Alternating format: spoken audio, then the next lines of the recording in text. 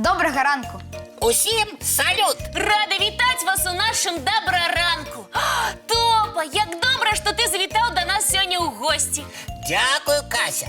Радий запрошенню. Я пообіцяв своєму сябру Лесіку підмінити його, покуль він буде на науковій конференції. О, хлопчики, у мене є до вас питання. І я сподіваюся, що ви ведаєте на його відказ. Кася, задавай своє питання. Ми тебе уважливо слухаємо. Сябри, ось скажіть мені, коли ласка, чому реки не несуть свої води по прямой, а завжди петляють по землі, будто блакитні змійки? Мені так само здається, що у світі немає ні водної прямої раки. Справді, Кася, вельми цікаві факти зауважила, але гэтаму є просте наукове тлумачення. А я ведала, что вы мне допоможете разобраться. Давай, Топа, починай розказ. Коли пригледіться, як тякуть ручаї, наприклад, після дождю, то можна зауважити, що ні один з їх не має прямого накірунку. Гэта так. Нават калі спачатку ручаёк цячэ па прамой, праз час ён будзе пятляць. И чему так отрымливается? Уся справа ў тым, што вода цячэ такім чынам, што абмінае любую перашкоду. Например, сустракаюцца розныя каменчики, галинки. Вода их обыдзе и потече далей. Значит, отрымливается невеликая петля. Маленькі ручаёк робіць невялікую петлю, а вялікая рака ўжо робіць больш вялікія петлі. Толькі магутным рэкам даводзіцца абыходзіць нават горы на сваім шляху. А калі гор няма і вялікага каменя таксама, што перашкаджае рэчцы цячы роўна па адной лініі? Добрая заувага, Кася.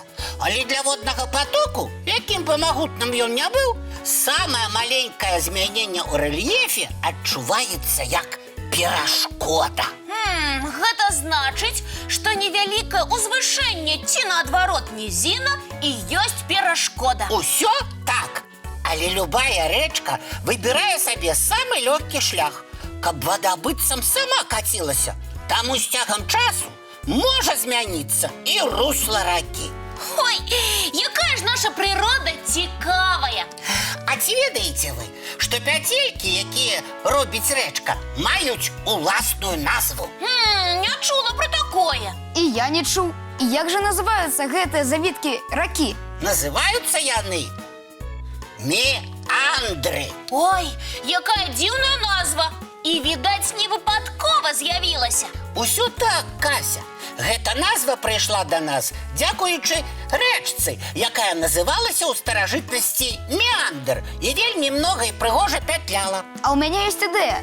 А давайте паглядзім, як выглядаюць нашы беларускія рэчкі. Мне падабаецца. Давайте глядзець. Вось, напрыклад, рака Іслач. Спадарожнікі, якія адпраўляюцца ў падарожжа на байдарках, лічаць Іслач адной з самых маляўнічых. А я чуў, што самая прыгожая і звілістая беларуская рэчка – гэта Дрыса.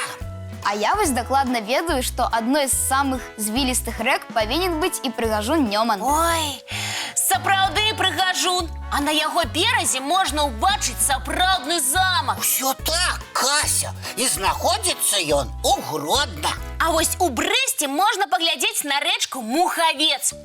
Менавіта тут шырыня яе русла самая вялікая і дасягае 600-800 метраў. Вось гэта магутнасць. А самая вялікая рэчка ў Беларусі з'яўляецца Днепр. Яна лічыцца і самай паўнаводнай. А яшчэ адной з самых доўгіх рэк з'яўляецца Беразіна. І цячэ яна праз усю тэрыторыю нашай краіны. Ой, якія ж нашы рэкі прыгожыя.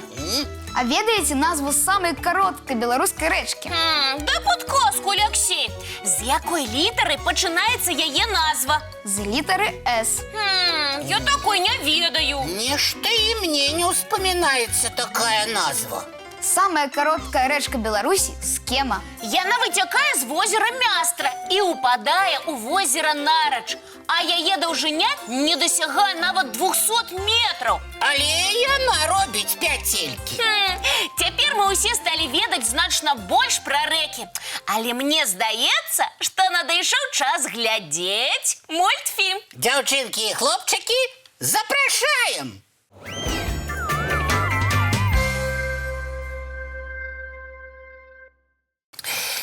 Хлопчыкі, а ці заўважылі вы, як кожную раніцу шчабечуць птушкі? Сапраўды, Кася, такія трэлі выдаюць, быццам на канцэртнай праграме. Лічыцца, што прыгажэй за ўсіх спявае салавей, але ў нашай краіне шмат і іншых птушак, якія добра спяваюць. Гэта якія, напрыклад? Я запрашаю паглядзець і паслухаць відэарасказ, які мы з Лесікам падрыхтавалі. О, як цікава! Давайте пачынаць. Дразды – адны з самых пеўчых птушак. Іх трэлі вельмі мілагучныя, прыгожыя і павольныя. А яшчэ гэтыя птушкі могуць паўтараць самыя розныя гукі. Вучоныя вызначалі, што свае спевы дразды перадаюць сваім дзеткам быццам у спадчыну. Маладыя птушаняты вучацца пець у дарослых, развучваюць трэлі, свісты, а потым, калі вырастаюць, перадаюць свае звычкі дзеткам. У большай частцы дзяўчынкі і хлопчыкі дразды не адрозніваюцца паміж сабой. Але ёсць такі від, як чорны дрозд. Самцы гэтага віду маюць вугальна-чорнае апярэнне і яркую аранжавую дзюбу. А вось самачкі шэранькія і непрыкметныя. А яшчэ колер яек у гэтых птушак вельмі незвычайны, блакітны. Вучоныя пакуль не адказалі на пытанне, як гэта атрымліваецца. Дразды часцей за ўсё будуюць свае гнёзды на дрэвах і кустарніках, але чорныя дразды могуць віць гнёзды і на зямлі. Як і большая частка птушак, для жыцця дразды выбіраюць лясы, паркі і немнагалюдныя мясціны. Але ў апошні час заўважаць драздоў пачалі і ў горадзе. Сярэдняя колькасць птушанят у гняздзе каля 5. Маці і бацька даглядаюць іх разам, а калі неабходна, і разам абараняюць гняздо ад ворагаў.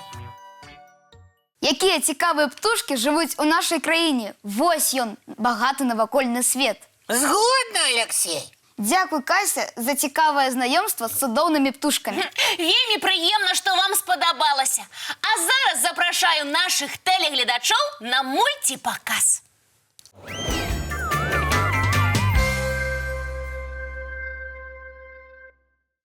Хлопчыкі, ці паверыце вы, калі я вам скажу, што ў свеце існуюць сапраўдныя падарожнікі ў часе? Гэта як, Кася? Такія ж падарожжы ў сапраўдным жыцці немагчымы. Сапраўды, Кася, што ты прыдумала? Усе мы ведаем, што вандраваць з аднаго часу ў другі можна толькі ў фантастычных фільмах ці кнігах. Ці ў сваіх фантазіях? Згодна з вами, але я лічу, што ў свеце ёсць сапраўдныя падарожнікі ў часе. Тады мы чакаем падрабязны расказ. Зараз я ўсё вам раскажу і пакажу. Але спачатку прышпіліце рамяні. Ха-ха! Мы пачынаем прагулку па нашай планеце.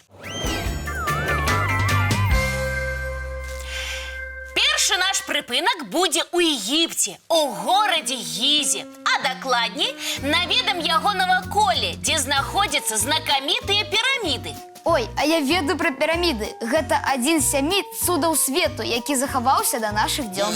Менавіта так, Алексей. І самай старэйшай з пірамід болей 4000 гадоў. І завецца яна піраміда Джосара. Яе так даўно пабудавалі нават, і ўявіць цяжка, калі гэта было. Вось-вось. Думаю, вы згодныя, што піраміды гэта сапраўдныя гістарычныя сведкі. Усё так, Кася. Яны бачылі старажытныя часы і сярэдневякоўе, і зараз назіраюць за сучаснасцю. Вось і я пра гэта. Таму знаёмцеся, піраміды ў Гізе гэта сапраўдныя падарожнікі ў часе. Атрымліваецца, што так. Кася, а піраміды ў Гізе гэта самыя старэйшыя будынкі ў свеце? Давайте запытаемся у нашага камп'ютара. Можа, нас чакае яшчэ адно падарожжа? Так, Старэйшымі будынкамі ў свеце, якія захаваліся да нашых дзён, лічацца руіны горада, які мае назву ў перакладзе на нашу мову «Пузаты ўзгорак». Якая смешная назва! А вось узрост, Кася, зусім не смешны. Каля 12 000 гадоў. Вось гэта сапраўдны падарожнік у часе. І дзе ж знаходзяцца гэтыя руіны? Паглядзець гэты помнік можна на тэрыторыі сучаснай Турцыі. Прышпіліце рамяні, мы ляцім. О, ну что тут сказать? Каменчики и каменчики. Але ж калі уявіць, колькі ім гадоў? Прыгледзься, Кася, гэта не толькі каменьчыкі. Ёсць яшчэ і малюнкі. Цікава! А калі мы ўбачылі гэта ўсё на свае вочы, атрымліваецца, мы таксама зрабілі вандроўку ў часе? Зараз мы зрабілі падарожжа ў мінулае. Вось таму, сябры, так важна захоўваць гістарычную і культурную спадчыну, любіць і шанаваць сваю радзіму і ўвесь свет навокал. Каб і праз шмат тысяч гадоў людзі захапляліся беларускімі гарадамі. Менавіта так. А зараз я запрашаю усіх на мультфільм.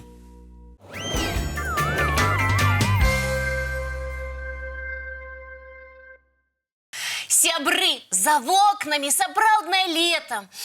Пахучы і духмяны чэрвень так і кліча на прагулку. І настрой адпаведны, хочацца прыгод і адкрыццяў. Ой, і хочацца быць на вуліцы амаль увесь час. Гэта магчыма, бо надышоў час канікул. Няхай яны будуць для вас насычаныя цікавымі падзеямі. А зараз надышоў час развітвацца, бо наш добраранкавы эфір заканчваецца. Дзяўчынкі і хлопчыкі, жадаем вам добрага настрою і цікавых гісторый. А мы, як заўсёды, сустрэнемся з вамі зранку У нашым добраранку!